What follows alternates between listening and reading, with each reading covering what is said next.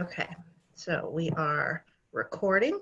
All right, so let's get this show on the road. So just a couple of housekeeping before we jump in. If you could assure that you are on mute, so that way we don't get all that background noise, that would be much appreciated. Feel free to post any questions, comments into the chat.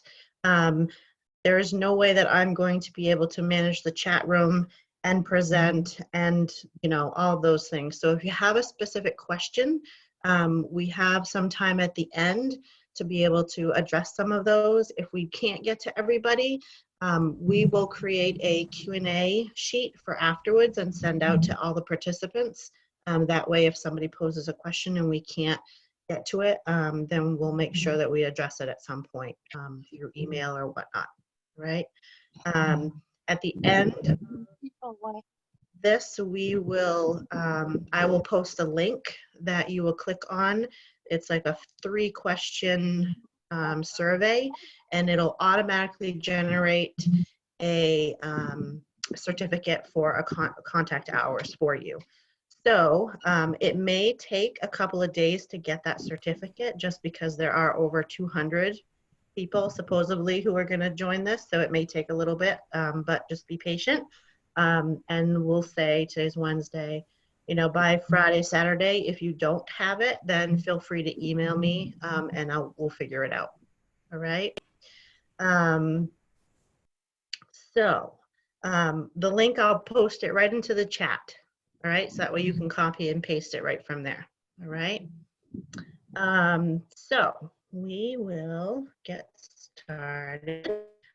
So your presenters for today are myself. I will introduce myself, and then I'll let my colleague Deka introduce herself. So my name is Nina Cunningham. I am the Head Start State Collaboration Director at the Department of Education. And so my role is a little bit different. I don't work in public schools per se. I never have, nor do I pretend to know what it's like. So, but what I do know is I do know family engagement. I've worked in Head Start programming with children and families who are low income, high needs. Lots of different types of positions that I've held. So I've been at the department for a couple of years, and I'm still learning about how state government works and how public schools work. I do have 2 children of my own who are in 5th grade and 7th grade.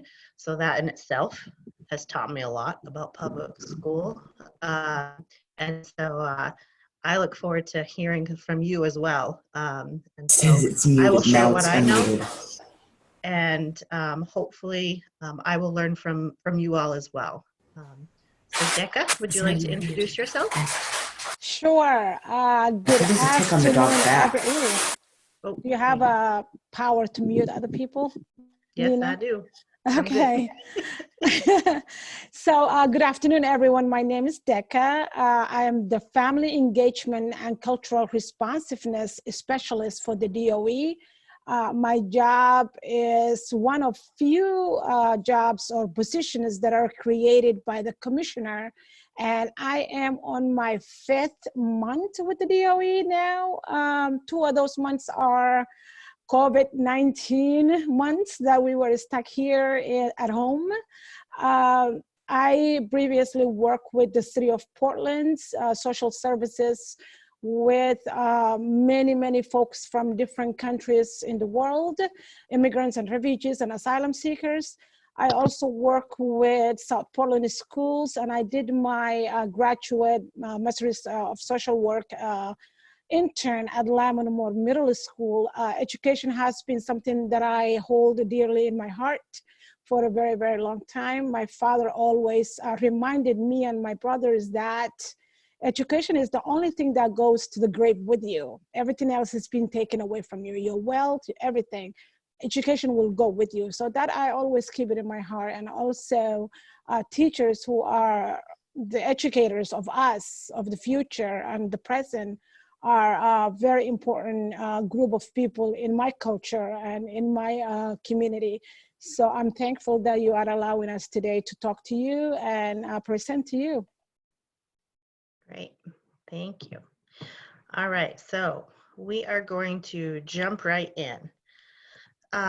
So I am pretty positive that you all have an idea of what family engagement is or what family involvement is.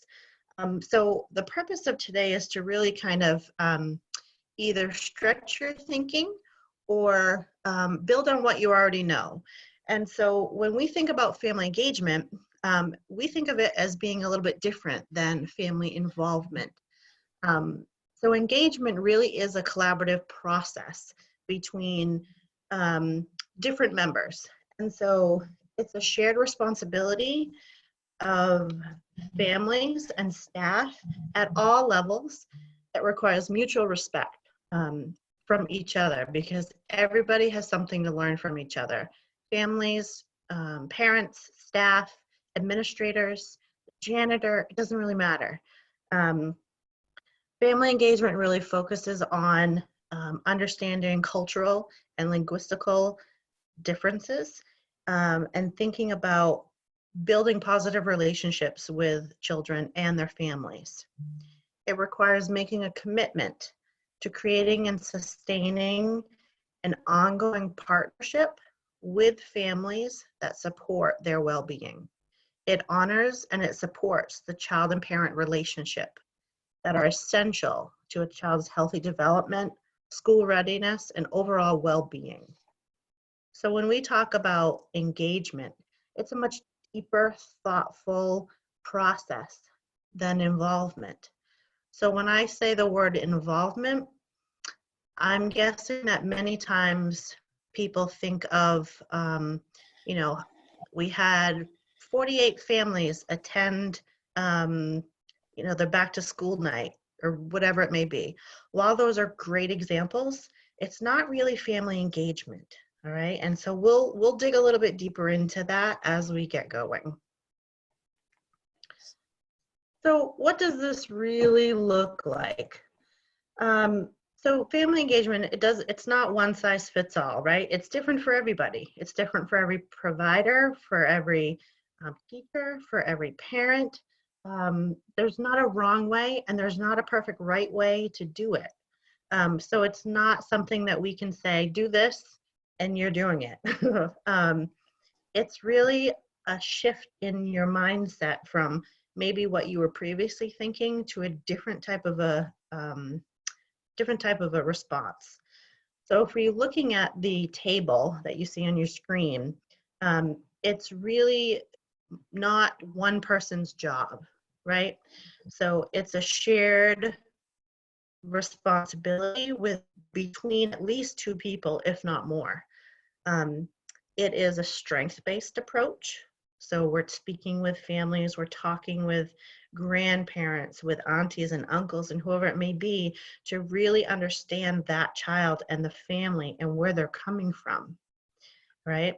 It's systematic, it's thought through over time. It's not random acts or one specific event. It's not a checkbox. Yep, we did family engagement. Check, we're good. Okay, it's ongoing process.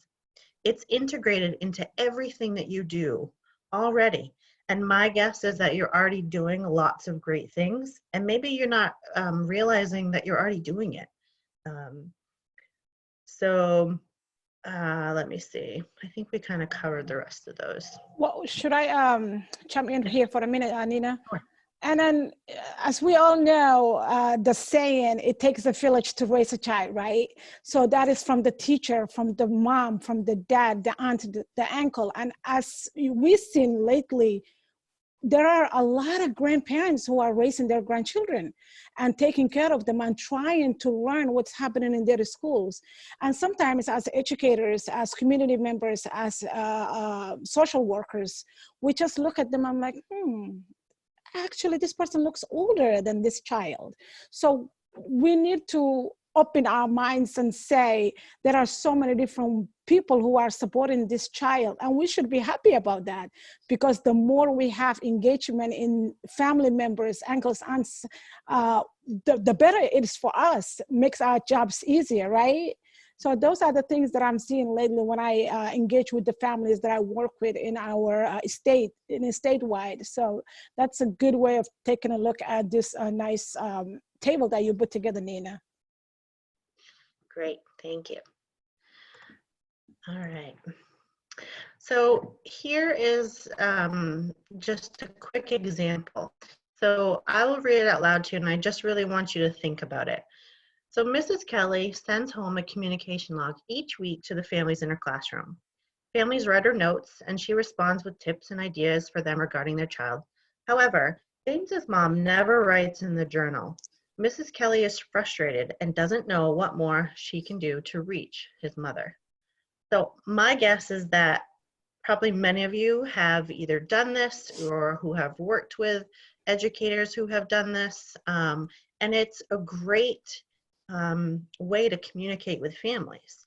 But what about those parents or whoever it is raising children who just don't respond, right? Doesn't matter what you do, whether it be a communication journal, an email, phone calls, you're just not getting it back. That's really frustrating, right? As an educator, it kind of makes you wonder, what am I doing wrong? What's wrong with them, right? All kinds of different mixed emotions, right? So think about that for a moment and think about what you could do to engage the parent, what you could do to change your practice. Okay.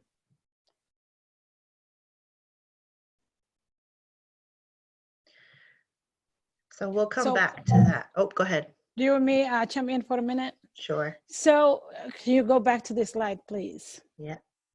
So we have to keep in mind that what is Mrs. Kelly's, no, I'm sorry, the family that she's trying to reach, the mother who's not responding. Mm-hmm. What are those barriers that mother is having or that dad is having? Mm-hmm. Is there mental health that is going on in that home? Is there socioeconomic that is so frustrated for this family that they cannot even put food on the table, right? Or last year, this time, Muslim communities and children from Muslim families who are in middle school and high school were fasting this time last year. Today is the 20th day of Ramadan. I'm fasting. I've been fasting for the past 20 days. I even lost count of it. I think it is, yeah, close to 20. Mm-hmm. Our kids were fasting at that time, right? And mom is also fasting and trying to cook at the same time and go to work at the same time. And she doesn't have a time to answer anything. So we have to keep that in our minds. Is there a domestic violence happening in this home?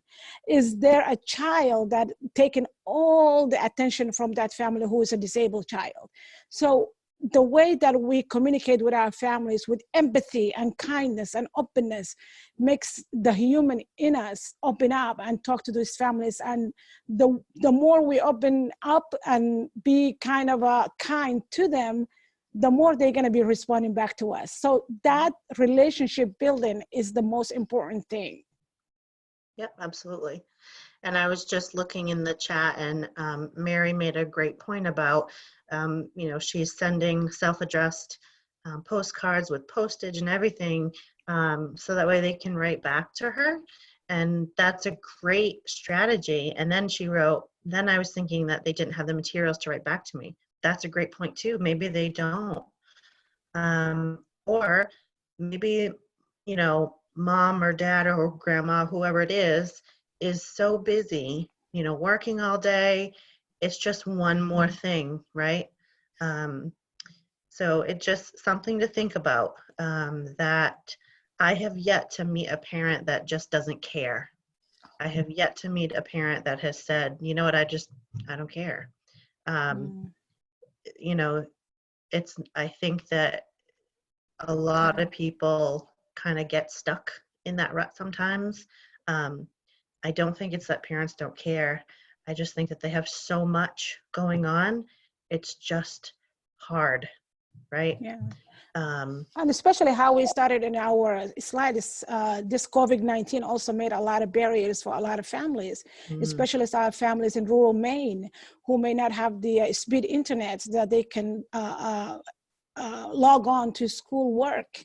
You know, yep, some of those families were laid off from their jobs. So they are thinking about food, not schools. So we have to keep all of those things and scenarios in our minds. yeah, yeah. You know, in the bigger scheme of things, if children's, if they have a roof over their head, they're being fed, their parents are doing the best that they can, sometimes schoolwork might take a back seat. In times like this, you can't, excuse me, you can't really blame them, right? Um, and so I'm gonna keep us moving because I think we all could kind of get stuck um, in this because I think it's pretty powerful. Um, okay, so just a few what seem to be very simple tips of engaging families. Smile when you see them. I will tell you firsthand that as a parent, when I walk into a school building and whether it be the receptionist or whoever doesn't look at me and doesn't smile, your first reaction, ugh, right? So it's everybody's job. Do not touch that computer. Um, so communicate often and in various forms. And I think that we really just talked about that, different ways that you can communicate with parents. And then recognizing what you bring to each interaction. So if you are irritated, frustrated, happy, doesn't matter, recognizing that first in yourself so it doesn't come across as to how you might be presenting yourself. And then it's not what you say, it's how you say it, right? That's another biggie. I'm sure that everybody has said something in their lifetime that was taken totally wrong or out of context. And sometimes it's just how you say things. And then the last one is invite parents to share and then listen to them, right? So if parents are trying to tell you something and you're not listening, that's going to be an initial wall that's going to be built right there. So if you ask for their input and then you don't listen, right, it kind of defeats the purpose. So really listening to what they have to say and valuing what they have to say. So I have a quick story about that. Sure. My name is different. I'm from another country, but my kids were born and raised in this country, and they went to Maine public schools, all three of them. So I was at work. Like I said, I was working for the city of Portland, dealing with individuals who were survivors of torture folks, who were tortured in their own countries. So I was frustrated that day. I was working, I have home problems and this and that. So my daughter had a concussion. This is when she was sophomore. And, the doctor said she cannot be in front of the computer. So she has to take this many weeks out of that. So I talked to the principal and turned in all the doctor's paperwork and everything.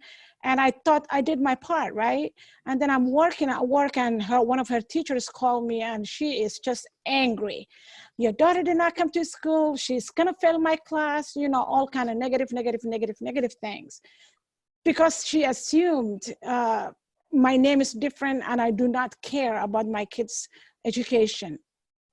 So I did not, usually I'm a calm person and I'm a kind person, but that day was not a good day for me. So I just went off on her. I'm like, whatever, lady, hang up on her, complain to the principal and everything. And as Nina said, it's not what we say, it's how we said it. If that teacher, when she called me, would say, hey, Decca, I haven't seen Saharla for the past 4 or 5 days. How is she? Is everything okay at home? That conversation would have been in a totally different way. So always let's keep in our minds to talk to that family member. We don't know what they're going through. Again, talk to them with empathy, with kindness, and just ask. Bring that human in you. I know I cannot even imagine for you teachers how you're taking care of 20, 30, 40 kids a day, maybe more. But I know at the end of the day, it's that relationship that we make with families and their children. Is that bond that will hold for a long time. So yeah, thank you so much for bringing this up, Nina. You're welcome. All right. So when we think about strategies for engaging families, this image really kind of talks about some of those pieces that probably most people do on the left-hand side, right? Fundraising, potlucks, performances, parent resource rooms, newsletters, all those things. They're important because they push out information, right? And parents need to have information.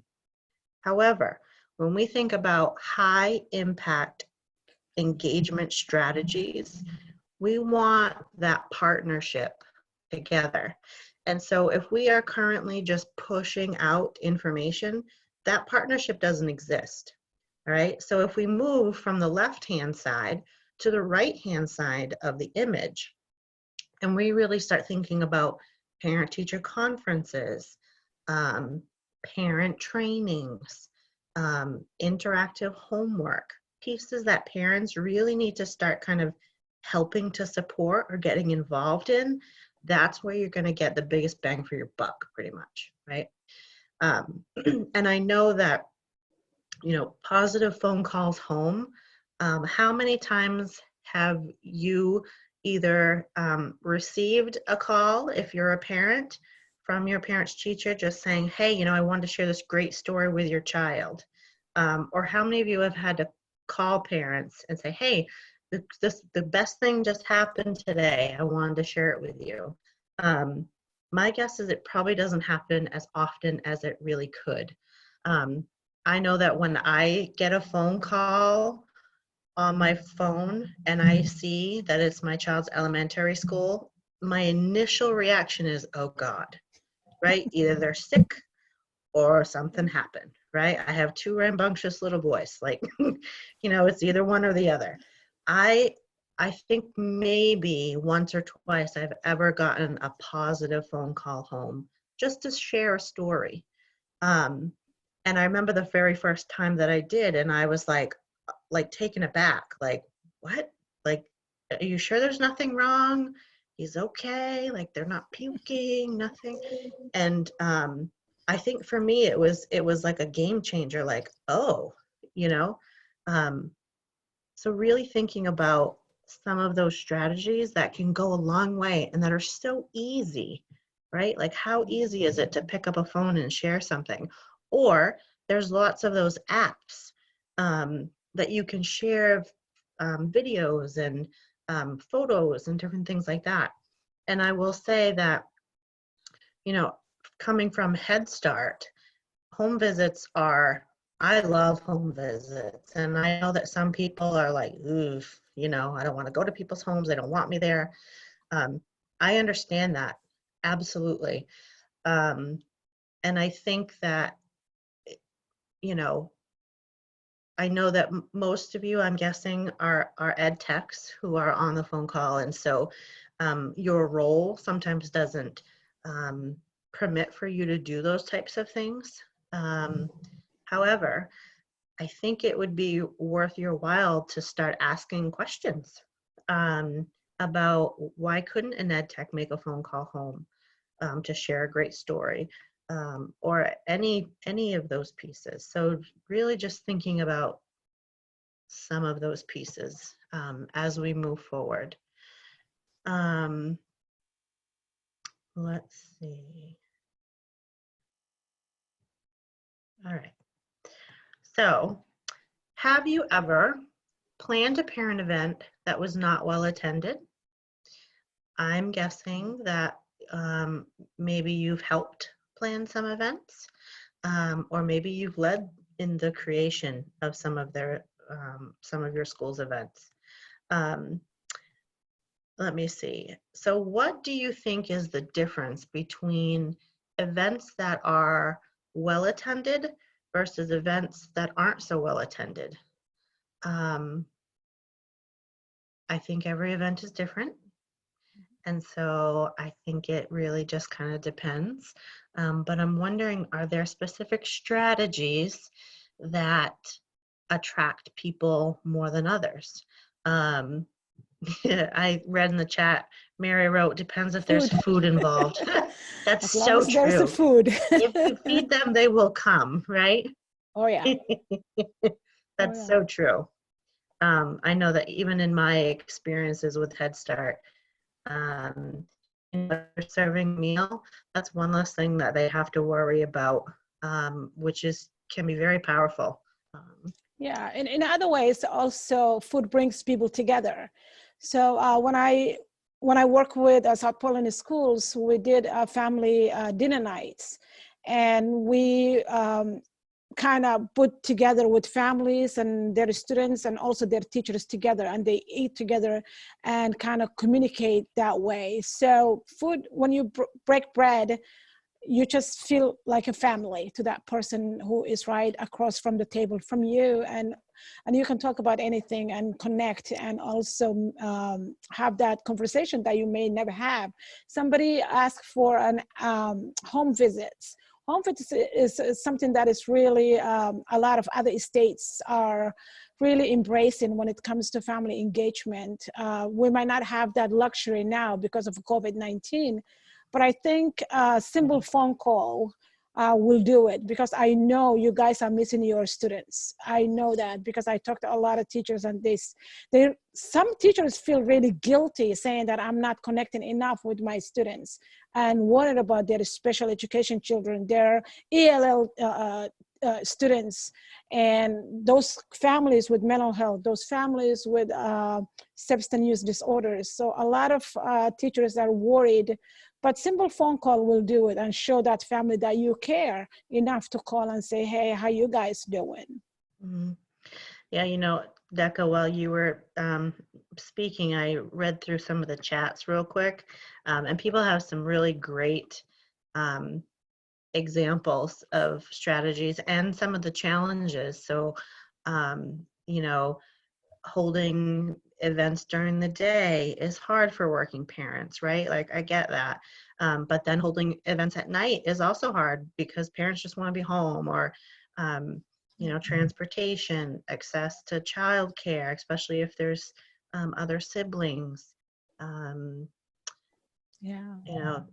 there's always pros and cons, right, to everything. But I think really thinking about talking with families and figuring out what's going to work best for them. So maybe you host two different events, one during the day and one at night, and that way parents have a choice. Or maybe you do something at the beginning of the week and one at the end of the week, again, so parents have a choice. I don't think there's not a simple answer, but I think that you just do the best that you can. I think the biggest thing is that building that relationship at the very beginning of the school year will go a long ways. So how many of you have ever asked, has either asked a parent, like, what do you dream about for your child? Where do you think your child will be? What do you think your child will be when they grow up? What are your hopes and dreams? My guess is that's not a question that we typically ask in an educational setting, right? It's more about the here and now. Mm-hmm. But parents definitely have dreams for their children. Getting there is hard, right? And how many parents have dreams and hopes for themselves, right? Another question to think about is, have you ever been a listening ear or a shoulder for a parent who's frustrated? I'm guessing that some of you have. And why do you think that they trusted you for that? There must be something about your relationship that made them feel comfortable enough to be able to speak to you about something that made them feel vulnerable. That is really hard. And if you've had a parent that had a parent who has done that, you should feel so privileged, because that is not something that a lot of parents do. And then this is another one. It's kind of like the home visit piece. Have you ever attended an event outside of school? So how many of you have been invited to a child's birthday party? You know, some teachers go, some educators go, and others are like, no, like I'm drawing that hard line, right? Again, I think it's a personal kind of call. And you have to decide if it's gonna support that relationship, or if it's gonna hinder that relationship.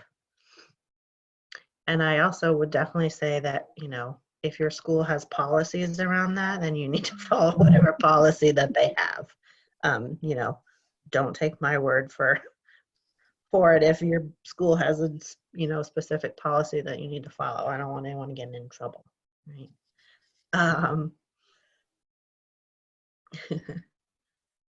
Let's see. Oh, Lorraine, I just saw your comment. Living in a rural area, sometimes you are friends with some of the students' parents. Absolutely, right?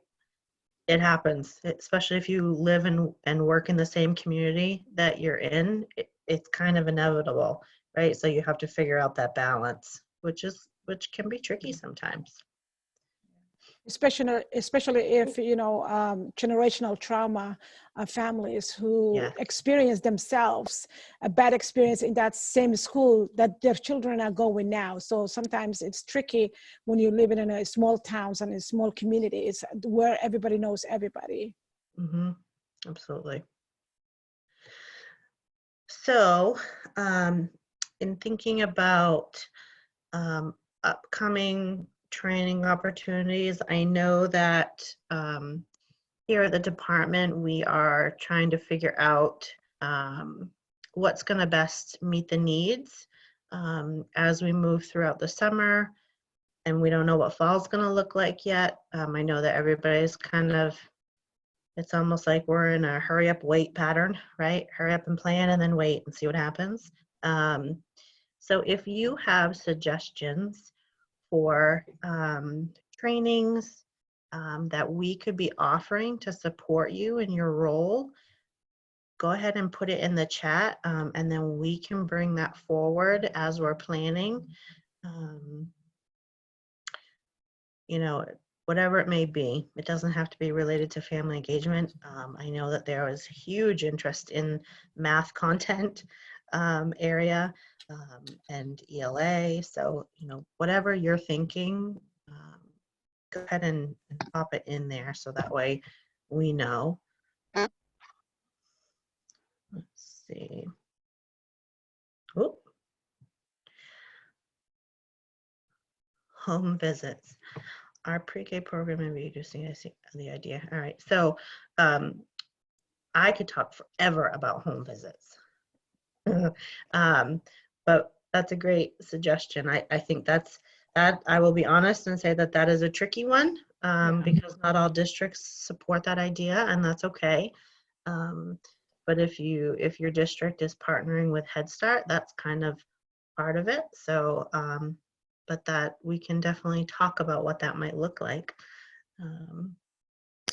Yeah, there are a lot of evidence-based practices that is happening all over the country, Yep. which supports home visit, especially pre-Ks and Ks and kids in elementary, because that's where the base is. So if we build the base from these children as young as pre-K, I think they have a successful school years ahead of them. Yeah, yeah. You know, one thing that that I did just read in the chat was about transitions. Transitioning children from ending one school year and going to the next. I know that that is something that I actually was talking with some leaders at DOE about this morning, especially for those kiddos that are moving from one school to another, like a fifth grader going to sixth grade, or any of those pieces. I mean, if you think about it from the child's perspective, right? One Friday they were at school, or whatever day it was, and saying goodbye to the teacher, see you on Monday, and then just gone. you know and for our youngest children, that sense of closure almost, and like, why can't I go to school? I don't understand. I'm seeing them on Zoom maybe, or whatever it may be. It's very, very interesting, the approaches and some of the learnings that we've had over the last month or two. And then what is it going to look like when fall comes, and children hopefully are able to return to brick and mortar schools, but what will that look like? At this point, we don't know. I think it's yet to be determined. So that's going to be a whole nother challenge, is to really think about what does it look like when we move kiddos back into school buildings.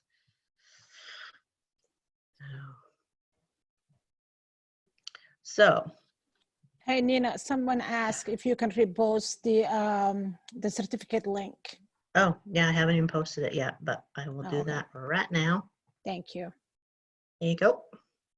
So it's literally, I think, 3 questions. And then once you do that, it will, you'll get your certificate. And remember, it may take a couple of days. Just because, and actually there aren't as many people on as what had registered, so that's okay. So there's a question in the chat about, will student teachers be able to join Zoom calls in the coming school year if schools cannot open? I don't know. That's a question that we would have to ask. I would hope so, because that's a huge part of their educational journey as well. So that's something that we will have to explore a little bit. Okay, so did the link work? I'm hoping that people, I hope so. Okay, I got a couple yeses, so that's good. So again, if you don't get your certificate within a couple of days, feel free to email me, and I will check into it. And this was recorded, and so it will be posted on our DOE website, so that way you can access it or you can share it with others. The link worked. Easy peasy lemon squeezy. Thanks, Phil. So you might have to copy and paste it into a browser. So for some of you that are saying that it did not work, if you copy and paste it into your internet browser, it should work there. All right. Decca, do you have any final thoughts? I'm trying to look back real quick into the chat to see if there was any specific questions that we could answer now. I'm really glad we had this collaboration and work together to support the edtechs. Many of times that edtechs are not looked into as a, and this is controversial, I should not be saying this, but I think you are important. That's what I'm trying to say. You are very, very important group of people who are making difference in our communities, our students, our children, even our families, because I know many edtechs who are connecting with families more than the teachers are. So you are important. That's what I want you to take out from our webinar today, that you are important and you are really, really one of those folks who are making a difference in families and communities. Yeah, I mean, I think of edtechs as the glue that holds everything together. Yeah. Because really, without edtechs, teachers would not be very successful teachers, I don't think. Again, you know, I have never worked in a public school, nor do I pretend to. But what I do know is that without you all, I think that public schools would be really in trouble. Absolutely. Yeah. I definitely think that you all are overlooked and really shouldn't be. You should be at the top. So again, I applaud you for everything that you do every day, especially right now. Whew, it is hard work right now. Goodness. So, all right. Well, we are going to sign off early, and you get 18 minutes of your day back, but you'll still get an hour of contact. All right. So thank you. And we will hopefully see you again next week, same time. Yeah. Thank you. Thank you. Thank you.